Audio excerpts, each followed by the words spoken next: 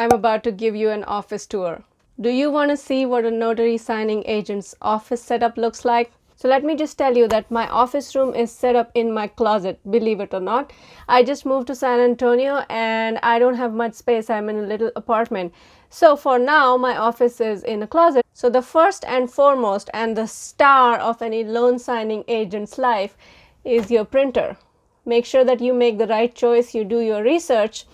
I did my research and I got this printer. It's a Brother 5200 DWT, which means it's got a dual tray. I also have a Brother 5200 DW in my car, which is just a single tray. The next thing that I would like to show you is my scanner. I use the Canon R40 scanner. What I really like about this scanner that it has an auto document feeder. I can put about 50 sheets of paper in here at one time, which is very helpful because most of the loan documents are about 200 pages long and you don't have time to babysit the printer every 20 or 30 documents. So I love this and it's pretty fast. When you're new, you may probably be able to get away without having a scanner for a while, but I highly recommend buying one as soon as you can because I do think that it pays for itself. I realized that I was getting a lot of offers that needed scan bags and I had to reject them, or I was just stressed out looking for a scanner to scan documents in time.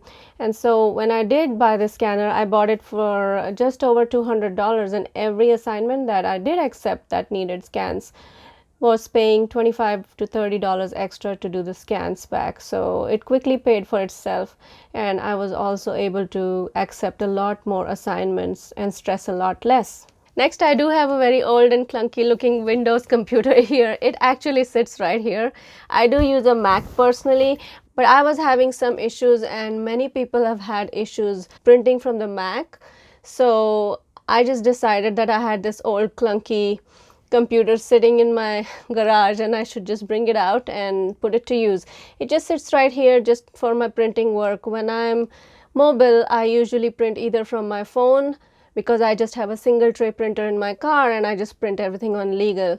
Over here on the other side, I have all the supplies that are needed to prep an order. I have the FedEx padded packs and I have the pouches in which you put the shipping label and you stick it on here and you send it off.